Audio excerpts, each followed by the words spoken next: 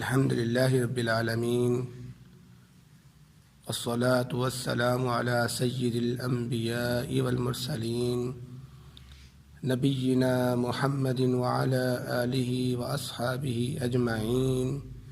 أما بعد، أعوذ بالله السميع العليم من الشيطان الرجيم. بسم الله الرحمن الرحيم. الف لام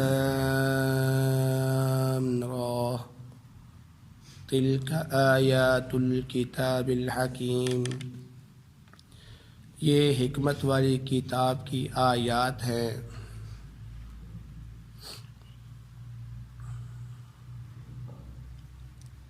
سورۃ یونس کی پہلی آیت آپ کے سامنے تلاوت کی گئی ہے،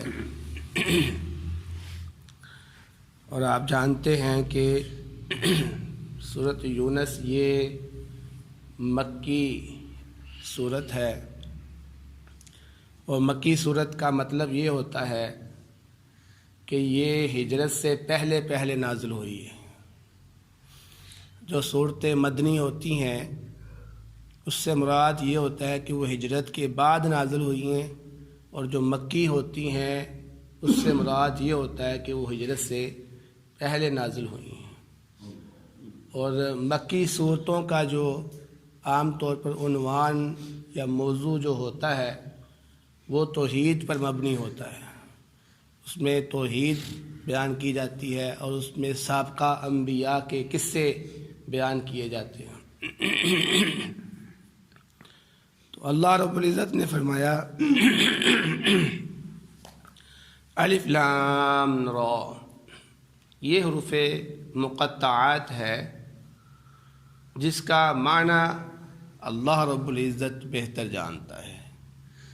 یعنی قرآن کے واحد یہ حروف ہے کہ جس کا معنی ہمیں نہیں بتایا گیا.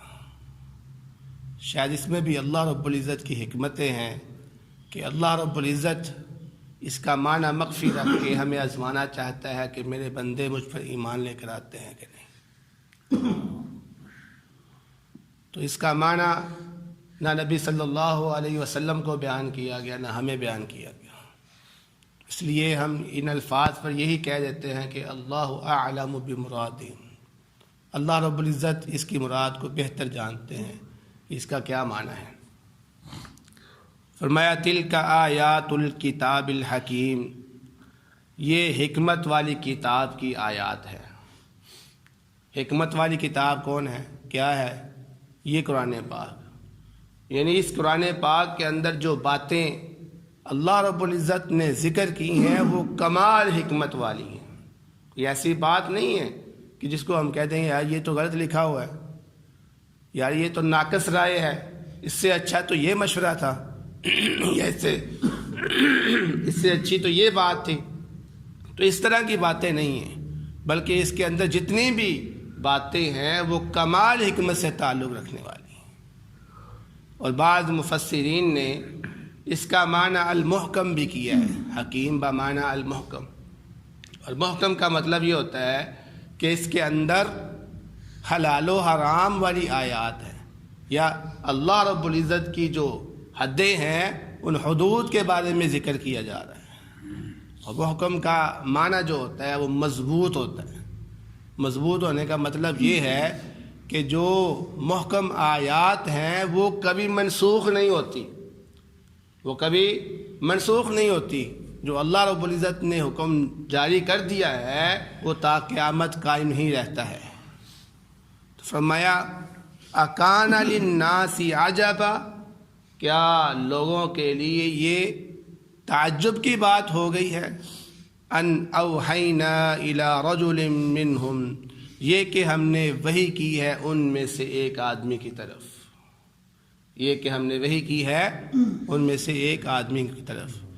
اللہ رب العزت نے جب حضرت محمد صلی اللہ علیہ وسلم کو رسول منتخب کیا، نبی بنا دیا، اس پر وحی نازل کی، تو لوگوں نے تعجب کرنا شروع کیا. بھئی یہ کیسے نبی بن سکتے ہیں؟ یہ تو ہمارے ساتھ کھیلنے کودنے والے ہیں، ہمارے ساتھ رہنے والے ہیں، ہمارے ساتھ بیٹھنے والے ہیں، کھانا پینا ہمارے ساتھ ہے، تو یہ اللہ کا نبی کیسے بن گیا؟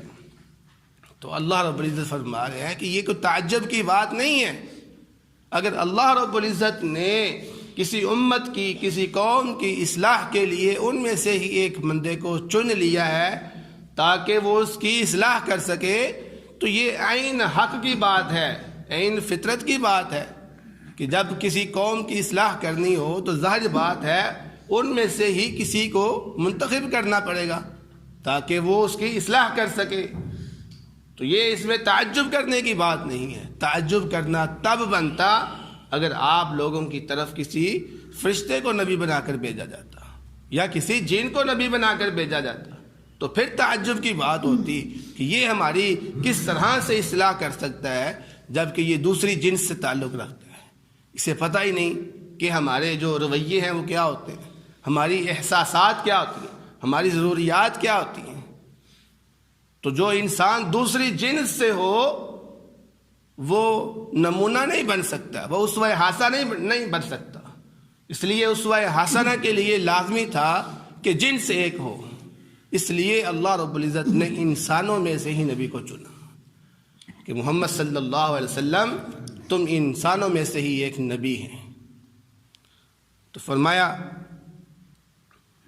ان انذر الناس، اب وہی کیا کی ہے اس نبی کی طرف؟ یہ کہ وہ لوگوں کو ڈرائیں۔ کس چیز سے ڈرائیں؟ جہنم کی آگ سے ڈرائیں۔ کس چیز سے ڈرائیں؟ اللہ رب العزت کی نافرمانی سے ڈرائیں۔ فرمایا وَبَشِّرِ الَّذِينَ آمَنُوا، اور خوشخبری ہے ان لوگوں کے لیے جو ایمان لے کر آئے، أَنَّ لَهُمْ قَدَمَ صِدْقٍ عِنْدَ رَبِّهِمْ، کہ بے شک ان کے لیے ان کے رب کے پاس بہت بلند مرتبے ہیں، بہت سچے سچے مرتبے ہیں۔ جو شخص اللہ رب العزت پہ ایمان لے کر آئے گا اسے خوشخبری دیجئے کہ اللہ رب العزت کے پاس بڑی نعمتیں ہیں، اس کے لیے بڑی انعامات ہیں اور بہت ہی بلند مرتبے ہیں۔ جیسا کہ آپ نے سنا کہ جنت کے 100 مرتبے ہیں، وہ سب سے جو اعلیٰ مرتبہ ہے وہ اللہ رب العزت کی عرش کے تحت ہے، عرش کے نیچے ہے۔ تو بڑے بڑے بلند مرتبے ہیں اس میں، اس لیے خوشخبری ہے ان لوگوں کے لیے کہ جو اللہ رب العزت پر ایمان لے کر آئے، جو محمد صلی اللہ علیہ وسلم پر ایمان لے کر آئے۔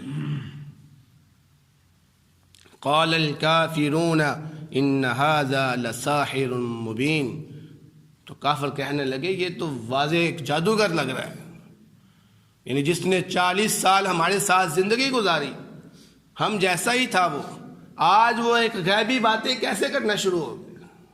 آج ہمیں وہ مستقبل کی باتیں بتا رہا ہے، آج ہمیں وہ ماضی کی باتیں بتا رہا ہے۔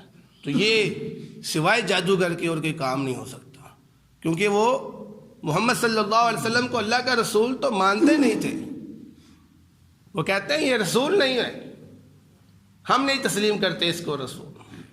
تو جب رسول نہیں تھا تو پھر ایک ہی ذریعہ تھا کہ اس کو جادوگر کہہ دیتے، کیونکہ غیب کی خبریں یا تو اللہ کا رسول بتاتا ہے یا جادوگر بتاتا ہے۔ رسول انہوں نے تسلیم کرنے سے انکار کر دیا تو پیچھے ایک ہی وجہ بچ جاتی تھی کہ ان کو جادوگر قرار دے دیں، کیونکہ جادوگر ہی جو ہے وہ غیب کی خبریں اور باتیں بتا سکتا ہے۔ تو انہوں نے یہ کہنا شروع کر دیا کہ نہیں، یہ محمد صلی اللہ علیہ وسلم میں جادوگر ہے، حالانکہ 40 سالہ زندگی ان لوگوں کے سامنے تھی، کبھی کسی نے جادوگر نہیں کہا، لیکن جیسے ہی وحی نازل ہوئی تو جادوگر کے الزام لگانے شروع کر دیا۔ تو اللہ رب العزت فرماتے ہیں ان ربکم اللہ، بے شک تمہارا جو رب ہے وہ اللہ ہے۔ کون اللہ؟ الذی خلق السماوات والارض، جس نے زمین و آسمان کو پیدا کیا ہے، جس نے زمین و آسمان کو پیدا کیا ہے۔ پہچان کرو، اللہ رب العزت اپنی پہچان کروا رہا ہے کہ تمہارا رب کون ہے؟ وہ اللہ ہے جس نے زمین و آسمان کو پیدا کیا ہے، فی 6 ایام، 6 دنوں کے اندر۔ اب اللہ رب العزت اگر چاہتے تو لفظ کن کہہ کر بھی ان زمین و آسمان کو پیدا کر سکتے تھے، لیکن 6 دن کیوں لگائے؟ اس میں اللہ رب العزت کی حکمت ہے۔ اس لیے پہلی آیت میں ہی بیان کر دیا کہ اس کتاب کے اندر حکمت والی باتیں ہیں، تدبیر والی باتیں ہیں، غور و فکر والی باتیں ہیں، تو اللہ رب العزت نے اگر زمین و آسمان کو بنانے میں 6 دن لگائے ہیں تو اس میں اس کی حکمت ہے۔ وہ لوگوں کو بتانا چاہتا ہے کہ کچھ پانے کے لیے کچھ کھونا پڑتا ہے، کچھ پانے کے لیے کچھ کھونا پڑتا ہے، آپ کو محنت کرنی پڑے گی، کچھ بنانے کے لیے آپ کو محنت کرنی پڑے گی۔ تو اللہ رب العزت کی ہر چیز کے اندر حکمت ہی حکمت ہے۔ وہ ہمیں سبق سکھا رہا ہے کہ لوگوں دیکھو اس طرح کرنا ہے، اس طرح کام کرنا ہے۔ آرام سے بیٹھنے سے مسئلے حل نہیں ہوتے، حرکت کرنی پڑے گی، کام کرنا پڑے گا، کوشش کرنی پڑے گی آپ لوگ۔ پھر یہ 6 دن کون سے ہیں کہ جس میں اللہ رب العزت نے زمین و آسمان کو بنایا؟ ایک صحیح حدیث میں آتا ہے کہ اللہ رب العزت نے اتوار والے دن یہ کام شروع کیا اور جمعے والے دن یہ کام ختم کیا۔ اتوار والے دن زمین و آسمان کو بنانا شروع کیا اور اختتام کب کیا؟ جمعے والے دن کا۔ یہ 6 دن ہیں، اور ہفتے والے دن چھٹی، یعنی ہفتے دن کوئی کام نہیں، کام کمپلیٹ ہو گیا تھا۔ اس لیے عربی کے اندر ہفتے کو یوم السبت بولتے ہیں، چھٹی کا دن، آرام کرنے کا دن۔ اس دن کوئی کام نہیں تھا، اللہ رب العزت نے زمین و آسمان کو بنا لیا تھا۔ اب یہ دن مراد کون سے ہے؟ آیا ہمارے جو دن دنیا کے اندر چل رہے ہیں، جو دن اور رات میں مشتمل ہے، جو 24 گھنٹے کے اندر مشتمل ہے، کیا یہ 6 دن مراد ہیں یا پھر اس سے مراد کوئی اور دن ہے؟ تو ایک بات تو حتمی ہے کہ آپ لوگ تصور کریں کہ جب اللہ رب العزت نے زمین و آسمان بنایا تھا تو زمین و آسمان سے پہلے تو یہ سورج اور چاند کا تصور ہی نہیں تھا۔ تو جب سورج اور چاند کا تصور نہیں تھا تو پھر دن رات کا تصور بھی نہیں تھا، کیونکہ یہ دن رات سورج اور چاند کے ذریعے بنتے ہیں۔ تو جب سورج اور چاند نہیں اللہ رب العزت نے بنایا تھا اس وقت، تو پھر دن رات کا تصور بھی نہیں تھا۔ اس لیے بعض مفسرین کہتے ہیں ہو سکتا ہے کہ اس سے مراد وہ دن ہو جو اللہ رب العزت کے پاس ہے۔ تو اللہ رب العزت کے پاس وہ کون سے دن ہیں، وہ کتنی مقدار والے دن ہیں؟ تو اللہ رب العزت نے قرآن پاک میں فرمایا ان یوما عند ربک کألف سنۃ مما تعدون، کہ تمہارے رب کے پاس جو دن ہے وہ 1000 سال کا دن ہے جس کو تم شمار کرتے ہو۔ یعنی دنیا کے جو 1000 دن ہے وہ تمہارے رب کے پاس وہ 1 دن ہے۔ اس سے مراد یہ بھی ہو سکتا ہے کہ اللہ رب العزت کے پاس جو دن ہے 6، وہ مراد ہے اس سے 6 دن۔ تو اس کا مطلب اگر ہو گیا کہ ایک دن اللہ رب العزت کے پاس اگر 1000 سال کا ہے تو 6000 سال میں اللہ رب العزت نے زمین و آسمان کو بنایا، اور اس میں ہمارے لیے سبق ہے۔ اس لیے اس میں ہمارے لیے سبق ہے۔ اور اللہ رب العزت نے فرمایا کہ فی 6 ایام، جب 6 دنوں میں اللہ رب العزت نے بنا دیا، ثم استوى علی العرش، پھر وہ عرش پر مستوی ہو گیا۔ معلوم کیا ہوا کہ عرش پر مستوی ہونے سے پہلے کہاں پہ تھا اللہ رب العزت؟ تو حدیث میں آتا ہے جب اللہ رب العزت نے زمین و آسمان کو نہیں بنایا تھا تو اللہ رب العزت کا جو عرش تھا وہ پانی کے اوپر تھا، یعنی اس وقت پانی ہی پانی تھا، اور اس پانی کے اوپر اللہ رب العزت کا عرش تھا۔ تو اس سے ایک یہ بھی چیز معلوم ہوتی ہے کہ سب سے پہلی چیز جس کو اللہ رب العزت نے پیدا کیا وہ کیا ہے؟ پانی ہے، یا اللہ رب العزت کا عرش ہے۔ کیونکہ اللہ رب العزت فرما رہے ہیں کہ جب زمین آسمان اللہ رب العزت نہیں بنائے تھے تو اللہ رب العزت کا عرش پانی کے اوپر تھا۔ اب اس کی وضاحت نہیں ہے کہ پہلے اللہ رب العزت نے عرش کو بنایا یا پہلے اللہ رب العزت نے پانی کو پیدا کیا۔ البتہ یہ ہے کہ یہ دونوں چیزیں سب سے پہلی خلقت ہے اللہ رب العزت کی، پانی اور اللہ رب العزت کا عرش۔ اب یہ دیکھیں کہ پانی کی کتنی اہمیت ہے، ہر چیز پانی سے پیدا ہو رہی ہے۔ یہ انسان بھی پیدا ہوئے تو پانی سے، یہ درخت پودے سبزہ سارا پانی سے پیدا ہوتا ہے، یہاں تک کہ یہ بجلی بھی آپ کی پانی سے پیدا ہو رہی ہے۔ تو پانی کتنی اہمیت سے تعلق رکھتا ہے یہ، جس کو اللہ رب العزت نے سب سے پہلے پیدا کیا۔ ثم استوى علی العرش، پھر اللہ رب العزت عرش پر مستوی ہو گیا۔ عرش پر مستوی ہونے کا مطلب کیا ہے؟ کہ آسمانوں سے اوپر چلا گیا، اپنا عرش لے کر آسمانوں سے اوپر چلا گیا۔ آج ہم پوچھتے ہیں نا کہ اللہ رب العزت کہاں ہے؟ اللہ رب العزت قرآن پاک ہمارے ثم استوى علی العرش، اللہ رب العزت کہاں ہے؟ عرش پر مستوی ہے۔ عرش پر مستوی ہونے کا مطلب کیا ہے؟ الرحمن علی العرش استوى، کہ عرش کے اوپر اللہ رب العزت ہے، اس کا ٹھکانہ، اس کا مسکن عرش کے اوپر ہے۔ ہاں اللہ رب العزت بذات علم کے اعتبار سے ہر جگہ پر موجود ہے۔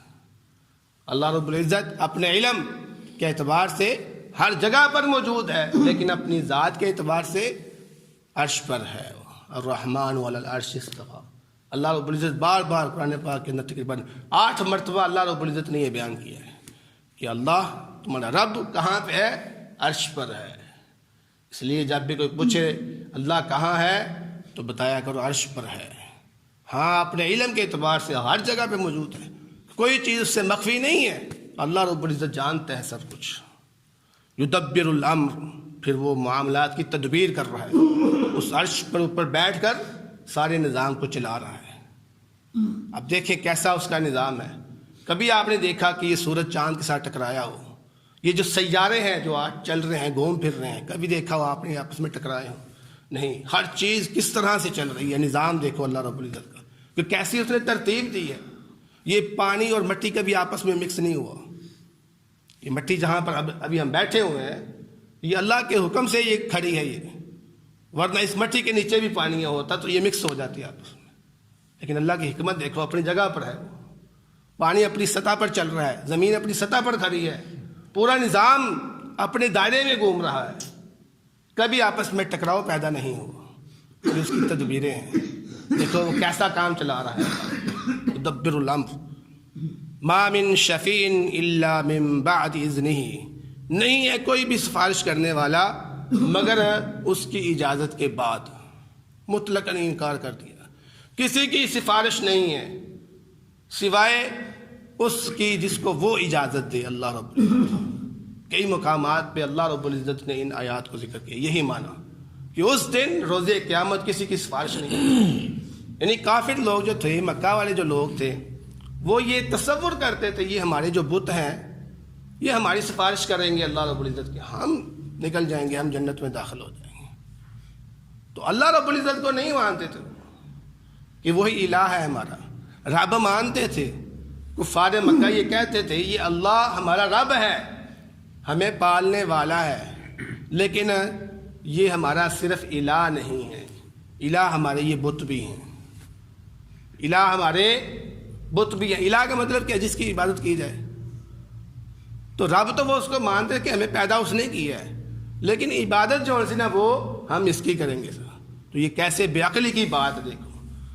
اگر اس اللہ کو آپ نے رب مان لیا ہے تو عقل اس چیز کا تقاضا کرتی ہے کہ عبادت بھی اسی کی جائے، لیکن ان کی عقل دیکھیں کہ رب تسلیم کرنے کے بعد انہوں نے اس چیز کا انکار کر دیا کہ ہم اس کی عبادت نہیں کریں گے، عبادت ہم بتوں کی بھی کریں گے ساتھ۔ تو فرمایا کہ ما من شفیع الا من بعد اذنہ، اس دن کوئی سفارش نہیں ہوگی سوائے اس کے اذن کے ساتھ۔ سفارش کے لیے دو ہی چیزیں ہیں، یہ اس کا خلاصہ ہے کہ اللہ رب العزت اس سے راضی ہو۔ جس شخص سے اللہ رب العزت راضی ہوگا اللہ رب العزت اس کے لیے اجازت دیں گے۔ یعنی پہلی چیز رضا ہے اللہ رب العزت کی، اور دوسری چیز اللہ رب العزت کی سفارش کی اجازت، تب جا کر اس کے لیے اجازت ہوگی، ورنہ کسی کے لیے سفارش نہیں ہوگی۔ فرمایا ذالکم اللہ ربکم، یہ ہے تمہارا رب، یہ ہے تمہارا رب جو اتنے کام کرنے والا ہے، یہ سارا سسٹم چلانے والا ہے، تدبیریں کرنے والا ہے۔ فاعبدوہ، اب تمہارا حق بنتا ہے کہ تم اسی کی عبادت کرو۔